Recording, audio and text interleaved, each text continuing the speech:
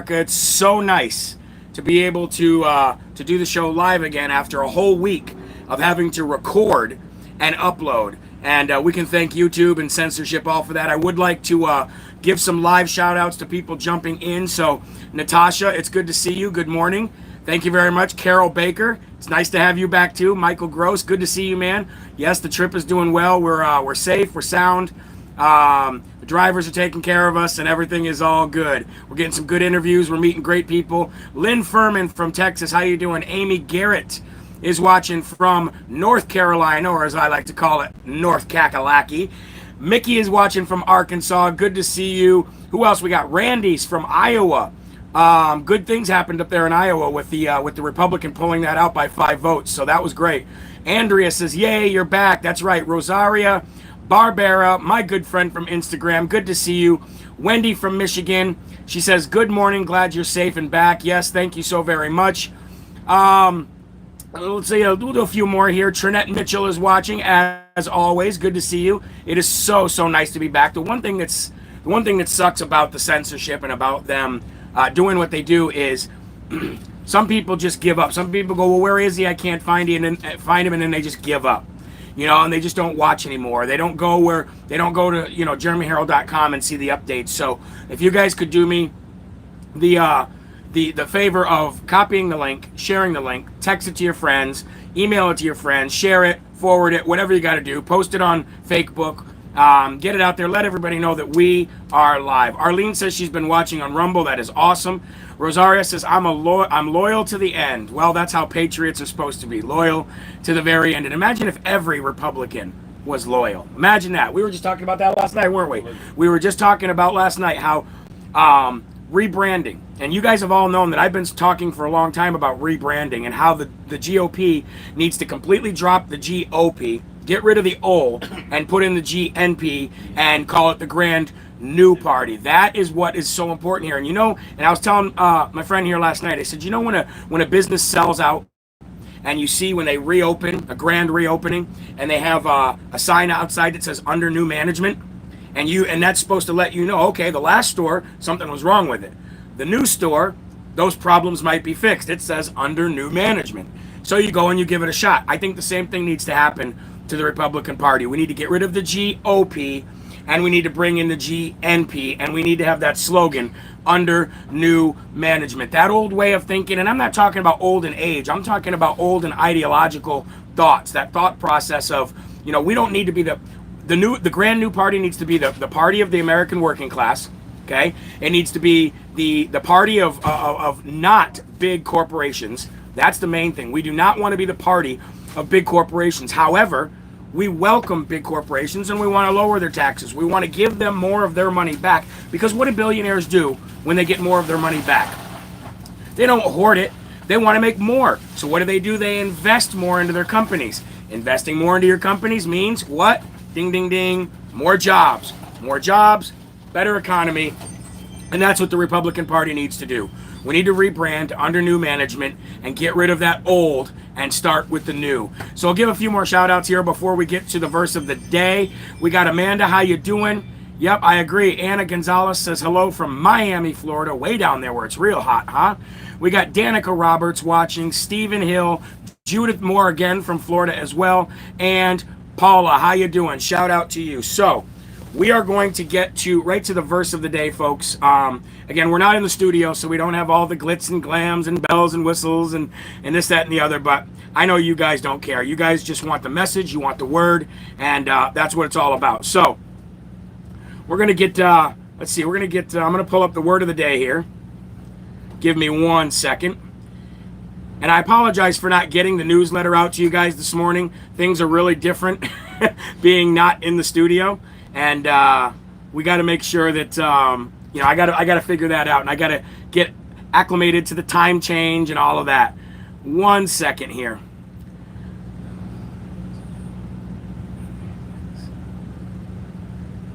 I figured that what we would do is we would just do the word of the verse of the day right here on the show, since you guys didn't get it this morning. And it looks like there's a lot of people that do not know that the show is still live here on YouTube. So I do definitely need your guys' help getting that out. The verse of the day today comes from Mark 1:15, and it says, "The time is fulfilled, and the kingdom of God is at hand. Repent ye and believe in the gospel."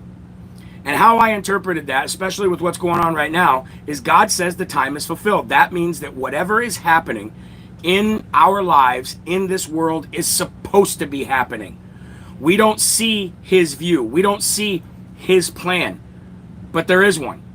For us to be a part of this wonderful, promising plan of his, we have to repent. We have to be in relationship with the Lord. To be in relationship with him, we have to trust him. If we trust him, then we shouldn't be upset, we shouldn't be stressed, and we shouldn't have anxiety about what's going on. Satan is trying to destroy everything, and he is using the left and all their little armies like Antifa and BLM, who couldn't fight their way out of a wet paper bag if they had to, by the way. He's using all their little armies to accomplish his plan. But the good thing is, evil never, ever wins. Ever. So, if you repent and trust in Jesus, then you're already on the winning side. And that should make you smile every single day. So let God's light shine on you, and that way you can let it shine on everything and everyone around you. And that, ladies and gentlemen, is the best way that I could interpret that verse today. And it's the great thing about the Bible is it's literally like a living, breathing document, isn't it? It doesn't die. There's no point in time where there's no relevance from what the verses say to what you're going through. So I could read that verse a month from now and it might mean something completely different. You know what I mean? But that's why that book is so amazing. It's why it's the best-selling book of all time. It's why it's standed through time and has not been eradicated, even though many countries, many dictators, many rulers have tried to eradicate the Bible, burn it out of existence, get rid of it, but they can't. Why? Because evil never wins. Look at any fantasy movie. Look at any action movie. Look at any Disney movie. Read any story in the Bible. Tell me one time evil actually wins. It doesn't. There's no such thing.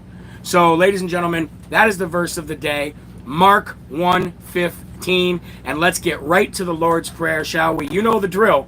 If you don't know the drill, you're about to learn it. If you're with me and you know the Lord's Prayer, say it loud.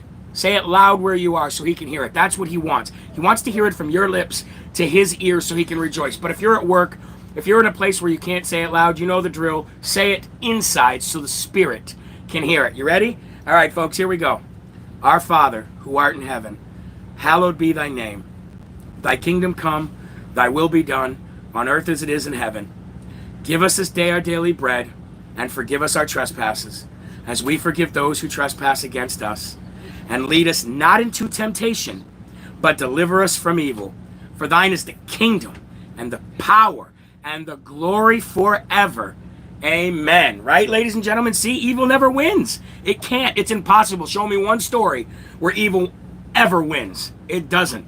And I don't know why Satan doesn't get that. It's like, you can't beat God, right, Ben? That's right. You can't beat God. So here we are, ladies and gentlemen, live from America on the Save America Freedom Tour bus. And as I promised with you, I will not miss a show while we're here, because just because we're out here doing our part doesn't mean that we can't fulfill our obligations to all of you. And that's what we're out here doing this for. We're fighting for each other. So let's get right to the first and foremost section of today.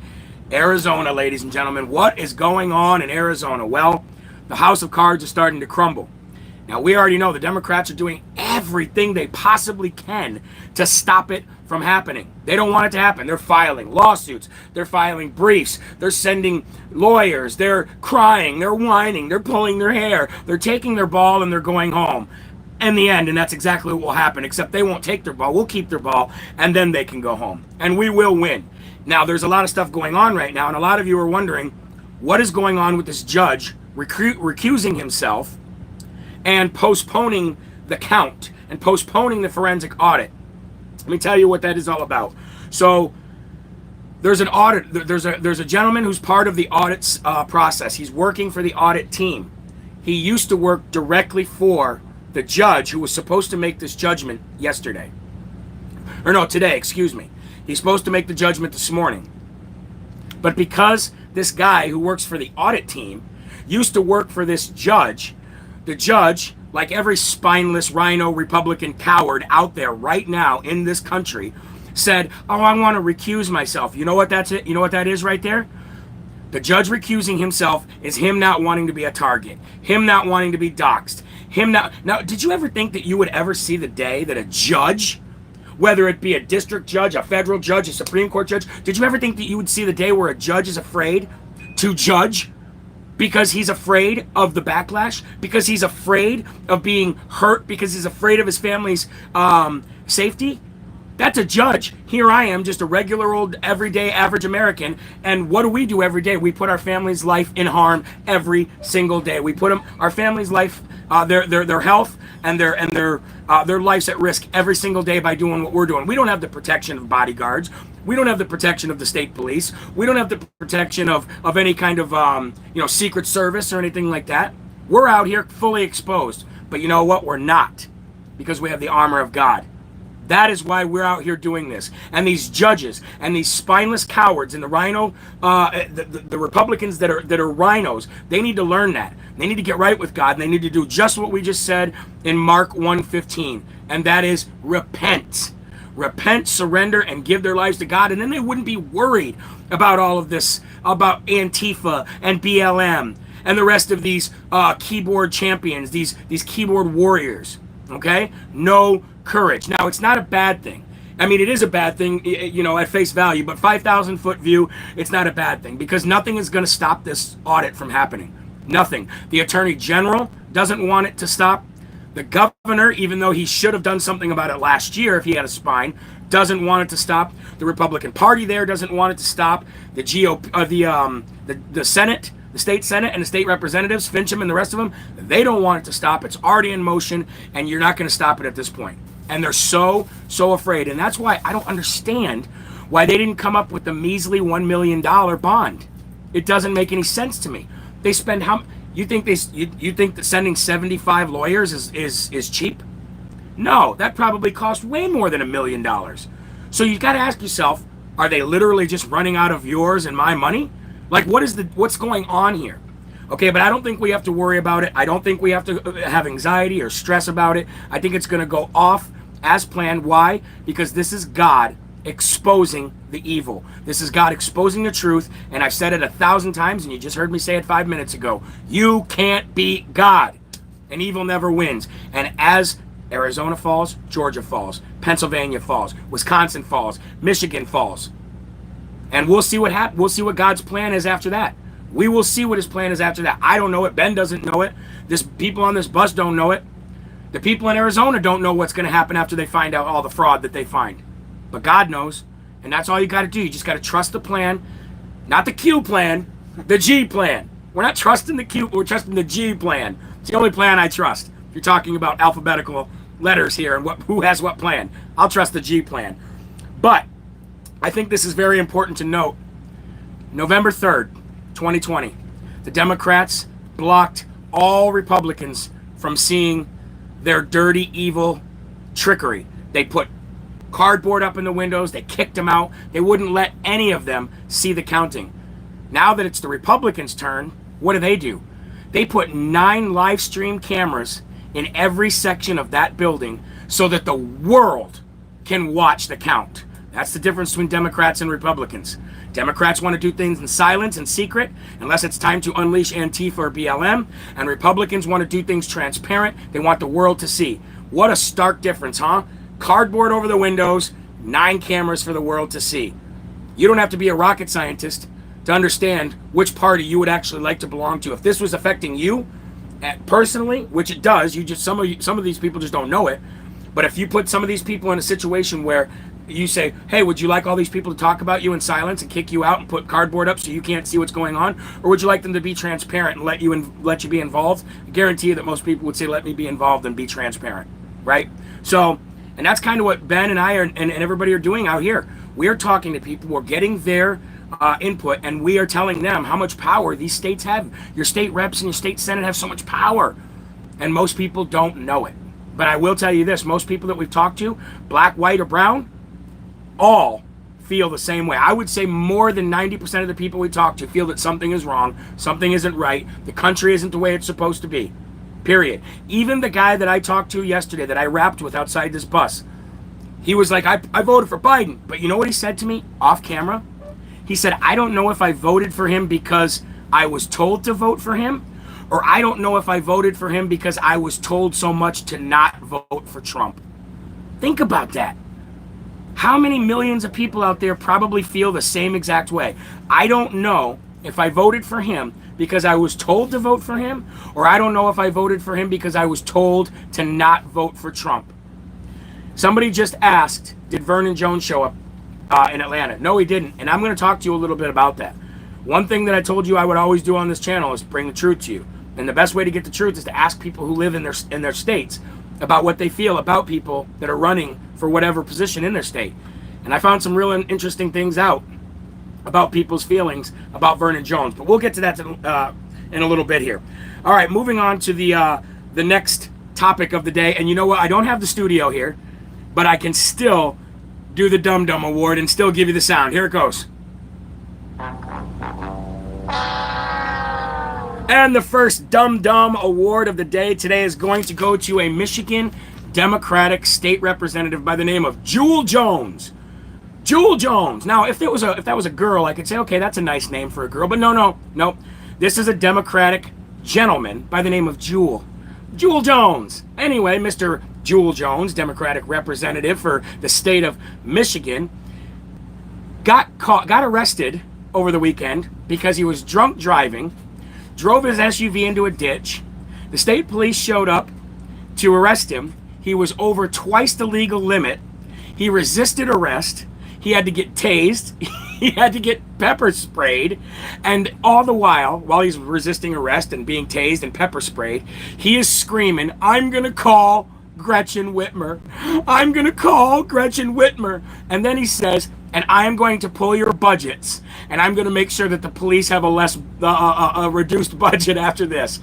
Belligerently drunk, screaming for his savior, Gretchen Whitless. That's what I like to call her. Not Whitmer, Whitless, because she has none. She has no intelligence whatsoever. You look at her speak. You know what? She belongs in a one-on-one conversation with Biden. Those two would have what they call an intelligent conversation. Meanwhile, the rest of the world would just be watching it sound like Charlie Brown's teacher. Wah wah wah wah wah wah. Wah wah wah wah wah wah wah. Actually, Biden's would sound more like this. Because he's always covering his face. By the way, did you see Biden? Did you see Biden in that world conference call? Every single world leader's there like a boss, talking without a mask on, like you're supposed to be doing. Biden is the only dum-dum who puts a mask on by himself in a room with a camera on him, so he doesn't infect the world leaders. He probably thinks that COVID is so bad that it'll go through the through the camera and infect the rest of the world. That's how stupid the guy really is. So embarrassing to all of us. Just absolutely embarrassing. But you know what? As embarrassing as he is, as ignorant as he is, and as completely inept as he is about what's going on around him, I still pray for the guy. I still pray for him, and we all should, because I don't think Jesus would be like, no, you're not worthy of my prayers. See you later, Joe. Joe would be like, anyway. Anyway, and he'd walk away. True international pressure, All right, so the first Dum Dum Award is going to go to Michigan State Rep Jewel Jones. And you know what? I guarantee you that Gretchen Whitless seen that video and was like, don't take this guy's calls. Don't answer the phone call. Just erase him, block him. Don't. We're not going to attach ourselves to any more stupidity, because we can produce enough of our own. All right, moving on, ladies and gentlemen. So the Oscar goes to Nobody Cares. Did anybody watch it? I think they had like 5, maybe 6 people in the world watch it. I don't think anybody watched it. Does anybody care who got the Oscar? I care more about the Oscar, the metal object, than I do about any of the people that were in there. And you know what? I did catch a few clips. I'm not going to lie. I did catch a few clips of it. Not live. I caught the clips that actually were just ridiculous. Like Regina King coming out and saying, oh, if that trial would have went any differently, I would have been trading these high heels for combat boots. Oh, really? Oh, really? What are you going to do? Go out there and sign autographs for people who are just as stupid as you are? Like, come on, man. You're going to trade your high heels for combat boots? What are you going to do? The one thing I noticed about Hollywood is they spew their garbage from their computers, they spew their garbage from their cameras and their TVs and their phones, but you never see them on the front lines. You never see them out there with BLM fighting. You never see them out there trying to calm down the crowd and say, hey, let's be, mature about this. No, they go on the Oscars or the Emmys or any of those other red carpet, awards, and they lecture you about how America should be and about how racist you are. Yep. So now, if you didn't watch the Oscars, they're calling you racist. If you boycott the Oscars, you're racist. If you are Home Depot and you decide not to get involved in the boycott of Georgia because of the election integrity laws, everybody at Home Depot is racist. But I think it's kind of funny because Home Depot gave Black Lives Matter millions of dollars. Netflix gave Black Lives Matter millions of dollars. Apple gave BLM $100 million. $100 million. Apple did. And I could go through the list. Last night we were looking at the list here on the bus, and there was just untold amount of money given to BLM just so Patrice, the founder, could go buy 4 homes totaling over $3.4 million. Isn't that credible? In white neighborhoods, I might add, with airport hangars. Yeah, that's what she did. While the people that she's representing, quote, representing, are still oppressed, still poor, but they got their $1,400 from Joe, so they should be all set, right? It's the biggest scam I've ever seen in my entire life. Sherry says, please post that list. I'll get the list. I'll post it on Telegram. It's the biggest scam I ever seen in my life. And I told you guys, 18 months ago, that all donations that go to BLM go through Act Blue. Act Blue is an entire system set up to redistribute money that comes in to Democratic candidates in all 50 states. You don't have to follow the money very far. I did a few simple searches and I found out where the money goes. And it goes to Democratic candidates. Hundreds of millions of dollars from these woke corporations like Coca-Cola and Delta and the rest of these dummies. And it goes right to BLM for what? For justice? So you mean to tell me that your justice is there's a price on it? There's a price on your freedom and your justice? Last I heard, there is no price on freedom. There is no price on justice. But according to Patrice and the rest of BLM, they can be bought. And she sure was. And so were the homes that she bought the last few weeks that totaled over $3 million. Isn't that incredible? So like I said, the Oscar goes to Nobody Cares. And I wish I had my little button here to do it. But you guys have heard it enough so you know. Please like if you have not already and share this video, guys. Let YouTube know that this is a great channel full of positivity, the gospel, and the truth. Doesn't matter to them anyway. Anywho, let's give the second Dum Dum Award of the day today. Hold on. I got to get my little... Oh, I wish I was in the studio sometimes. Got to get my little button up here. The second Dum Dum of the award today is going to go to none other than Miss 2%. And you know why we call her that? Because she didn't poll higher than 2% in the primaries for anybody. The Democrats didn't want her. The Republicans didn't want her. Nobody wanted her. But she's your vice president of the United States of America. But she's going to get the second Dum Dum of the day. So here we go. Why? Because she went to the northern border. Kamala, you went to the northern border. You were supposed to go to the southern border. Instead, you went to New Hampshire, my home state. We're literally negative people like you. There's like -4 people who like you, and I don't even know how that makes sense. That's how many people wanted you to come to New Hampshire. There was a reporter there who asked her a very simple question, and I thought it was a very warranted question. He was very nice about it too, not like I would have been. He says, your critics say that you should be going to the southern border and not wasting your time coming to the northern border. What do you say to that? And Kamala Harris says, I'm not going to play political games. That was her answer. See, she's been shielded by the media so much that she won't answer. She never has to be asked these kind of questions. So he asks her very nicely, what do you say to your critics, Miss 2%? And she says, I'm not going to play political games. Moving on to the next question. So are you telling me that children being raped is a political game? That's a game. That's funny. That's a game. Who wins? Not the kid, I bet. No. Do you mean to tell me that the millions and millions of people that are going to come over this border, take jobs, destroy our economy, bring COVID over, kill people, rape people, traffic, bring drugs, that's all a game? I'm not going to play political games. Are you meaning to tell me that that's not happening? Of course it's happening. Everybody in the world knows it's happening. Ben's sitting right next to me. He's a regular, everyday, average citizen, and he goes to the border, what, every week, it seems like. I am going to the border from New Hampshire. And for what? I shouldn't have to be going to the border. Ben Berkwam shouldn't have to be going to the border. Jeremy Herrell shouldn't have to go to the southern border. The reason we're going is to talk to Border Patrol, is to talk to Angel Mom and Dads, is to talk to the people around the area and get what they feel. We talked to, what was his name, Leo yesterday, that gentleman who lived in Brownsville, whose wife works for Customs, and he's scared to live in his own home. He is literally fearful to live in his own home. The American dream where you're safe and sound in your own home, and he is scared to even live there. Think about that. So we have to gather up funds, gather up resources to get to the border because the people that live illegally and who occupy that White House won't make the trip because it is a political game. I don't think it's funny. I don't think it's funny that I have to be away from my children and my wife and my life right now to do this. I don't think it's funny that Ben has to be away from his children and his family to do the government's job.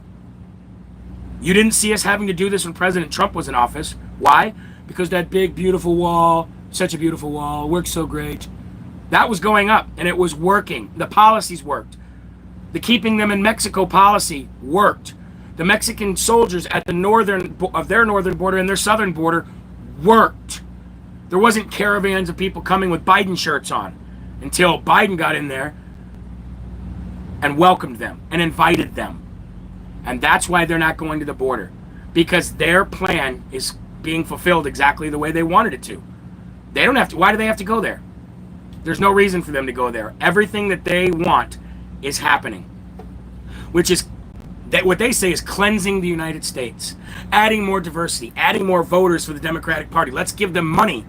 What was it that Lyndon Johnson said? And I don't want to say his exact quote, but didn't he say, "I'll have them N-words voting Democrat for the next 100 years"? I believe that was Lyndon Johnson who said that. Sounds something like Biden would say, doesn't it? Doesn't that sound something exactly like Biden or Kamala Harris would say? I'll have them illegals voting Democrats for the next 100 years. This is just the second wave of Lyndon B. Johnson. It's the second attempt. It's the third attempt of Franklin Roosevelt. Socialist utopia, woketopia, we call it. That's the way they like to live. That's what they want. That's what they want for this country. I want to thank all the over 2,000 people watching live right now. I again asked you to like and share this video. Moving on, we're going to give a Smarty Award. Now, Ben, before I do this, I got to ask you a question. Are we going to meet up with Ken Starr down there? Or not Ken Starr, Ken Paxton? Ken Starr. I hope so. I'm thinking impeachment. I Ken don't Clinton. know for sure yet. But okay. Well, we're hoping we meet up with Ken Paxton, the Attorney General for Texas. I don't think Ken Starr, though. No, not Ken Starr. No. He's still trying to put Clinton in prison, I think. Hold on. Let's have a little slurp, shall we? Ben says, I hate that sound. Ben says he'd be one of those people that message me and say, "I'm not watching your show no more because of your slurp, you sicko." Anyway, Texas Attorney General Ken Paxton actually has filed another lawsuit on Biden. This is the third lawsuit that Ken Paxton has filed on Biden, and he's won the two previous lawsuits.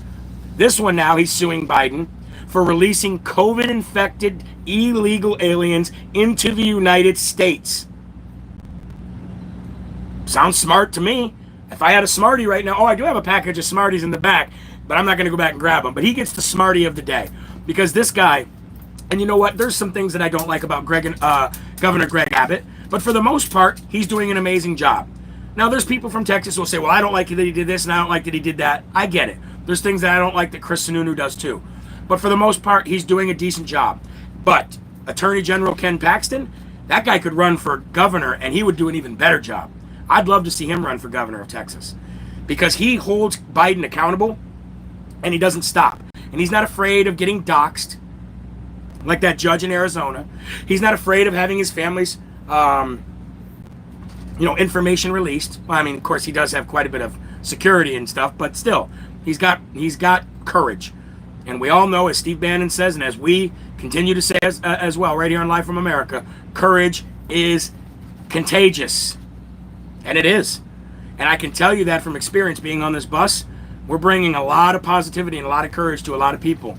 And some of the interviews that Ben has got, some of the interviews that I've got are just incredible.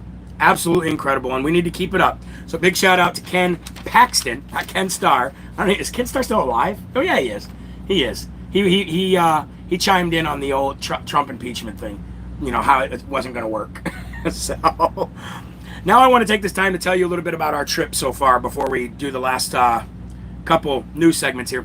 The trip so far is this wasn't really, we're learning a lot. I'll say that. We're learning a lot on this trip. Not only are we learning a lot about people's opinions of their representatives in their states, but we're learning a lot about the trip itself, how we should have done it. Maybe next time we'll do it, we will do it differently next time.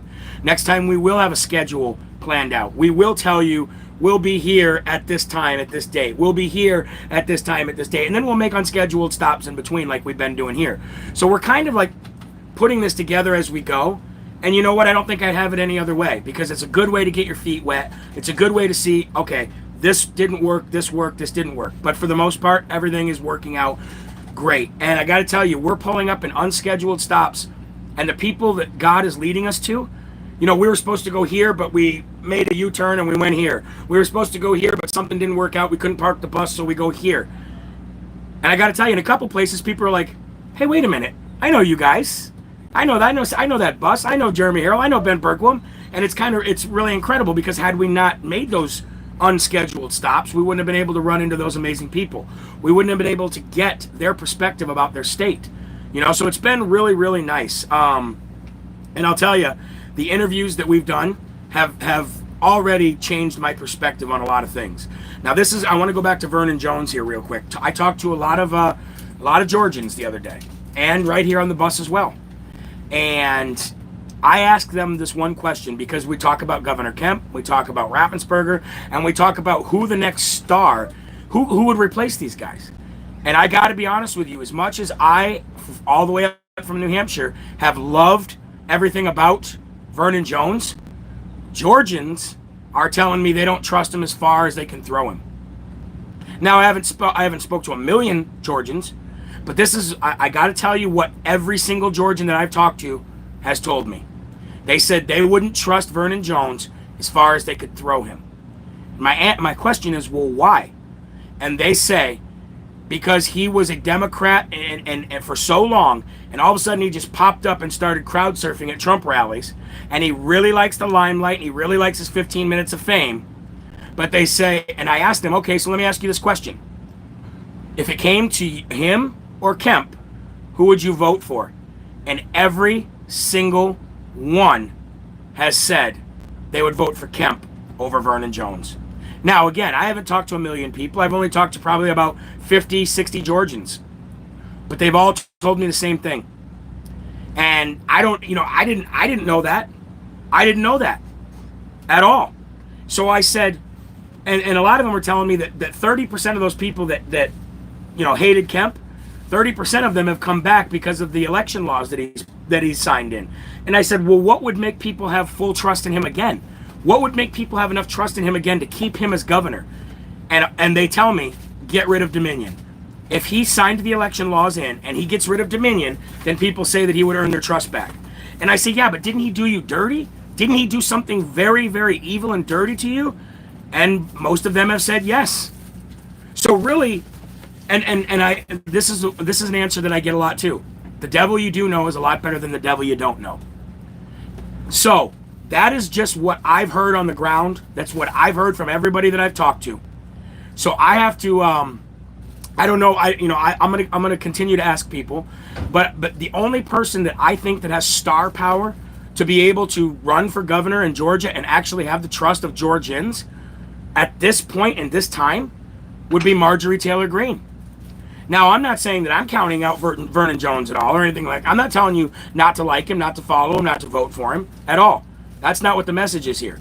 The message is here is what I've heard talking to Georgians since I've been on this trip. That's the message. All right? Now, we don't know what goes on behind the scenes. We don't know what was going on with Kemp. Do I believe Kemp was paid by the CCP? Yes. Personally, I do. Do I believe Raffensperger was paid by the CCP? Yes. Personally, I do. Do I believe that Vernon Jones would be a true Republican and stick to Republican values? I don't know. I don't know him well enough to know that. I really wish he would have showed up Saturday. I really wish, because I would have asked him these questions, and I would have been direct with him, and I would have gotten an answer from him. But Marjorie Taylor Greene, if you're talking about who's a star power person in Georgia, the only person I can think of is MTG. It's the only person I could think of who could run and win, and I'd vote for her in a second. Nancy Holland says Vernon flaked on us. Storm J says love MGT. It's MTG actually. She says tough and truthful. Rosaria Barbera says MTG. And Douglas says Kemp is scared. 100%. No, I believe you. I believe that Kemp is really scared and he's trying to now do the right thing. So we'll see what happens. We will see what happens. But that is one of the main things I wanted to tell you guys, what people in Georgia are saying. Now, President Trump still has yet to endorse Vernon Jones, and I wonder why. Because usually he's right on top of that. Now, I did hear him say at one time that he would endorse Vernon, but I have not heard him say he did or will be endorsing Vernon. So, there's a lot going on, folks. And one of the reasons I wanted to get out here on the road was to get people's actual opinions of their state. Nobody knows their own state better than the people who live in it. I don't know Georgia. I live in New Hampshire. I know what I research and what I read, but I don't know Georgia at its heart and at its soul. What Georgians want to have represented, their opinions, their feelings, their structure of their state. And every single person that I've talked to said they would still vote for Kemp over Jones. So that's just real reporting on the ground. That's just real truth, real news. And I don't know. Again, I'm not telling you who to vote for, and I'm not telling you to stray away from Vernon. I'm just telling you that I wish he would have showed up on Saturday, because I would have asked him these questions.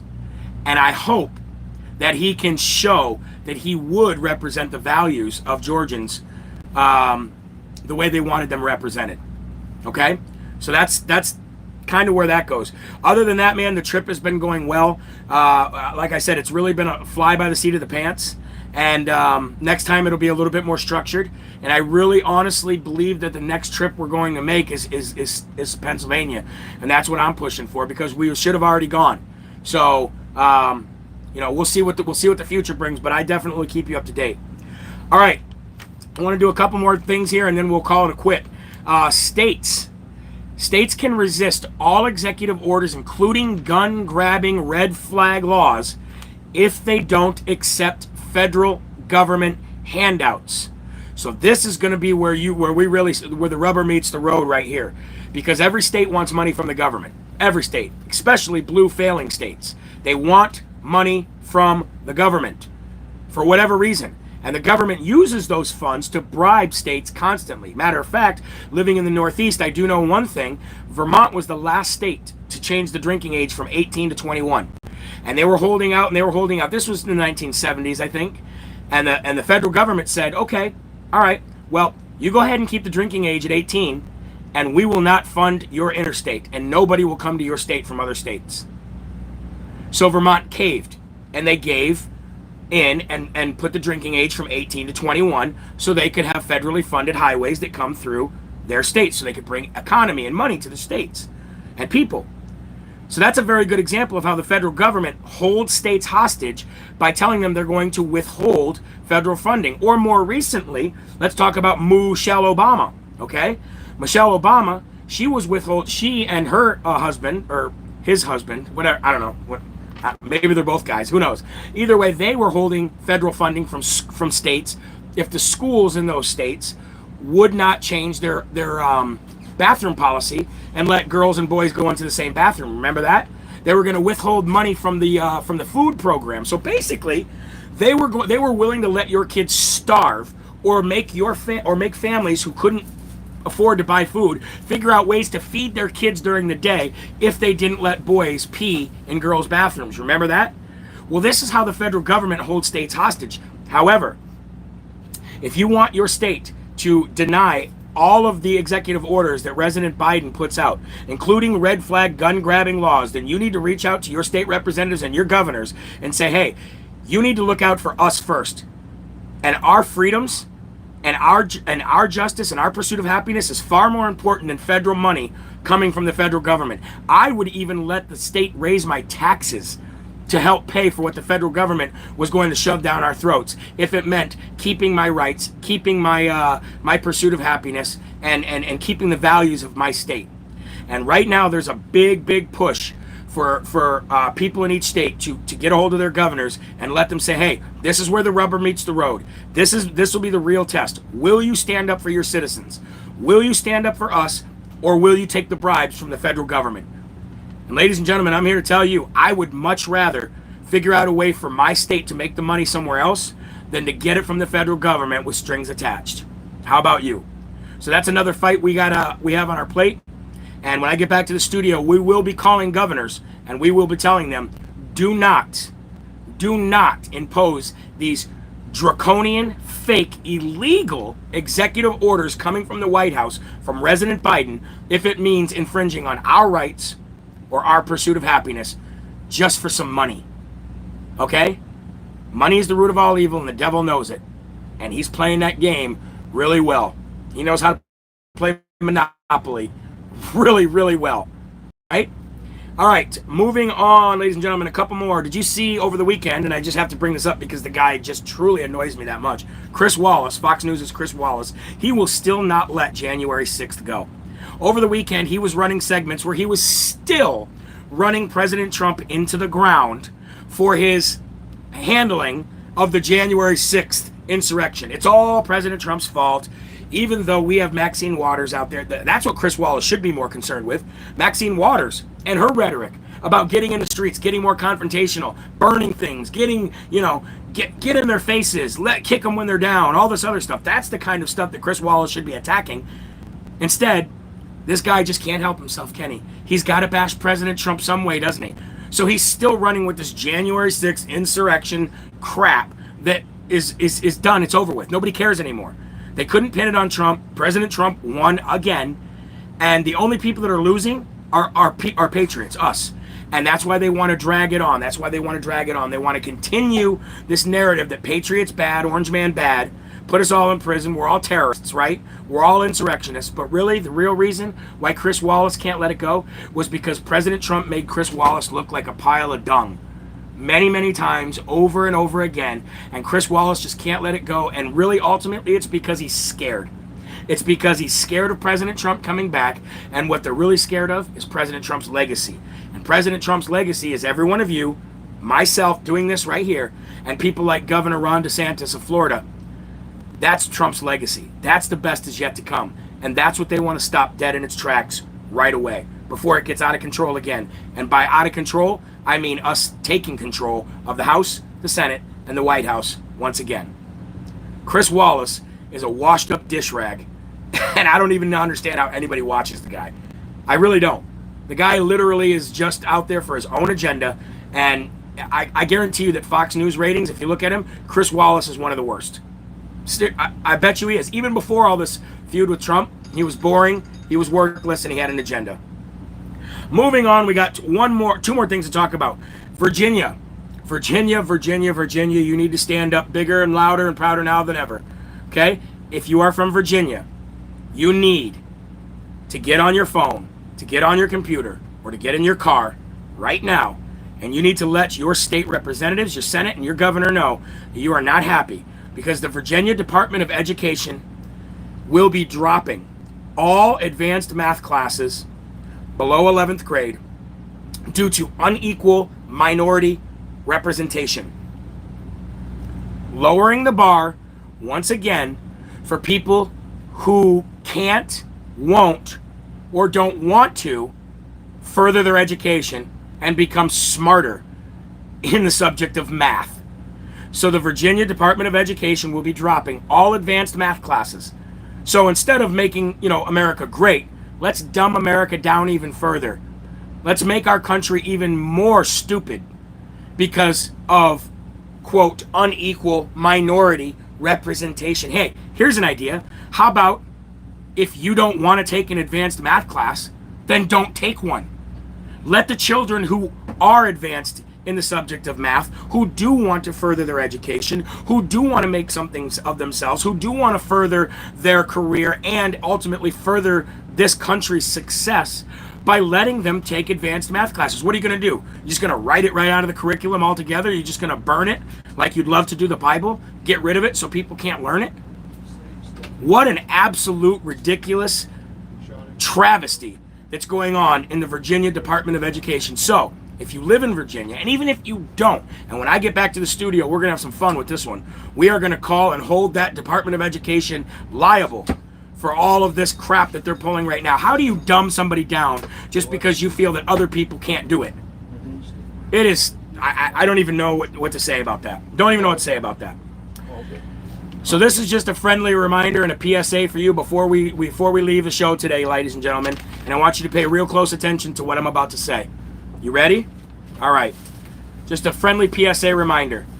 A genuinely deadly pandemic does not, I repeat, does not require 24/7 advertising to remind you that it still exists. Real ones don't need marketing campaigns and endless propaganda, but psychological operations do.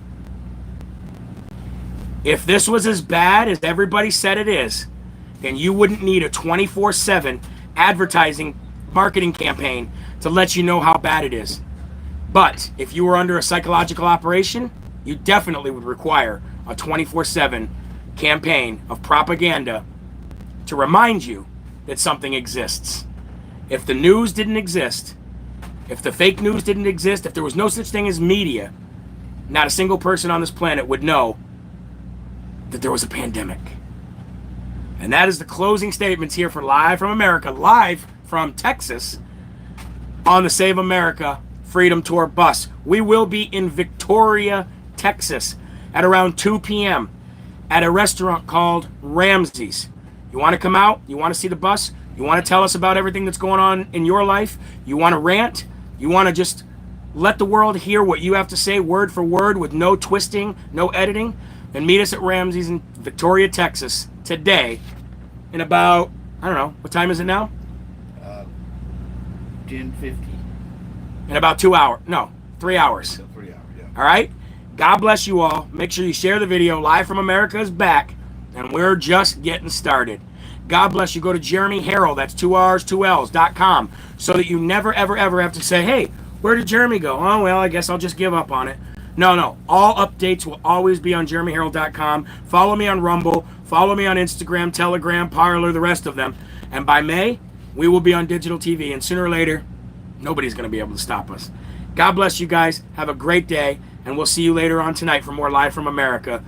Live from America. See you guys later. Have a great day.